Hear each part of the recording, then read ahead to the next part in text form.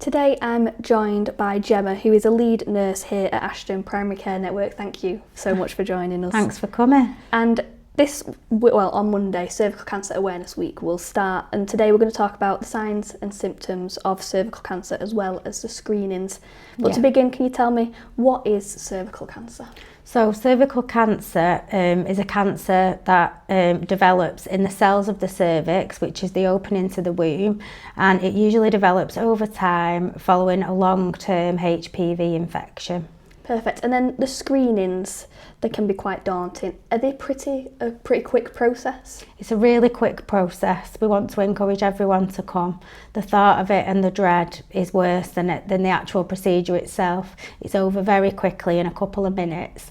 Your appointment is usually a little bit longer just so that we can talk things through and explain everything and explain the results to you. But the procedure itself is done in minutes. Yes. And now we're going to talk a bit more about screening and the smear test, as it's something that can be quite unnerving for some people. I know, obviously, I'm coming up to the age where I'm going to have to start getting smear tests, and it's a terrifying subject. I don't even want to think about it.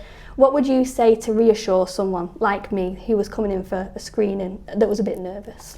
Well, anxiety is normal and support is available. We want people to have a comfortable, relaxed experience. We want you to come back and have future tests. It's common to feel anxious and embarrassed. I think the best thing is to just talk to the person that's looking after you and to have an awareness that you can ask for a lady, you can ask for a double appointment, you can ask for a smaller speculum to be used, you can ask for the test to be stopped at any point during the test. And you can talk things through at length before we go ahead with the procedure. The test can be a little bit uncomfortable, but it never should be painful or unbearable. And as someone who takes smears regularly, you know, we want you to have as comfortable an experience as possible. Amazing. It's good to know that obviously you've got the procedures in place. That people will be able to ask and feel like it's better for them. And you will never be rushed. You know, we'd always take time and explain everything, and if people if they want to stop it, we stop the procedure. Perfect. And sort of how does the screening help prevent the cancer from developing? I know before you mentioned about the cells changing. Is it just sort of that early detection? It is, yeah. So we're looking for changes before cancer. So it's not a test for cancer, it's a test for changes. We're looking for an infection called HPV. It's quite common, about 80% of women get it at some point in their life. You don't necessarily need any treatment for that unless there is HPV infection and cell changes to your cervix, and that's something that they look at the lab. If there's just HPV there, then we will invite you back for a test in a year just to check that your body has cleared it on its own. You don't need any treatment for it. But if there is HPV infection and changes to the cells, that's when you would get a result where you need to go to hospital just to have those cells looked at a bit more closely. If you get a negative test, the test will be repeated in 5 years. So that's just changed recently, the recommendation, because younger women were having it repeated every 3 years with a negative test, but it's now every 5 years. Perfect. And what actually is HPV and how is it sort of linked to cervical cancer? Oh, HPV is a very common virus that, as I said, about 80% of women will get at some point without ever knowing.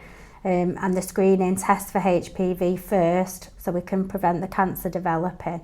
In most cases, the body does clear it, but the screening helps identify the small number of people who might need closer monitoring. Amazing, thank you. What symptoms should people be aware of with cervical cancer, and when should they contact their GP? Well, I think the first message is that there's not always symptoms, but there is some symptoms to keep an eye out, which could include unusual vaginal bleeding, bleeding after sex, pain during sex, unusual vaginal discharge. But as I say, also it can be symptom free as well, which is why it's really important to come forward for the screening. And who is sort of eligible for a screening? What sort of age does it So have to be? Screening starts when you're 25 and it goes all the way up to when you're 64. And you, depending on your result, is how often you get tested. Yeah. Amazing. And is it open for anyone, or is it only for people in relationships? Sort of who No, is you need to come for your test, even if you're not sexually active at the moment, even if you're in a long-term relationship. It's really important, and I think the key message we want to get across this week during the Cervical Cancer Prevention Week is, if you've been putting it off, please come forward. We're here to support you through it, talk to you, you know, we want you to feel reassured. Yeah, so no matter who you are, as long as you're between them age ranges, you should go for your screening when you're invited to. Yeah. Perfect. And for anyone listening, where can they find reliable information, and also how do they book their screening appointments? So you can get information about your smear test from your GP, and that'll probably be where you would go. We do have a phone number here at the PCN, which if anybody's got any questions or they want to have a talk with me, the number is 07594 772 962, and we'd be happy to talk anybody through and help them get an appointment if they're struggling. We are based in Ashton, but obviously we want ladies all over to Tameside to take up this offer and go for the smear test. Yeah, and I guess sort of the whole idea of the week is to make women know that it's not embarrassing and it's okay to be nervous, and sort of the support's there for when the time comes. Even us nurses that do the procedure, when it's our turn to go for ours, it's not something we look forward to, but you know, we are here to put people's mind at ease, and please don't feel embarrassed, just come forward. Amazing. Thank you so much for joining us. Thank you.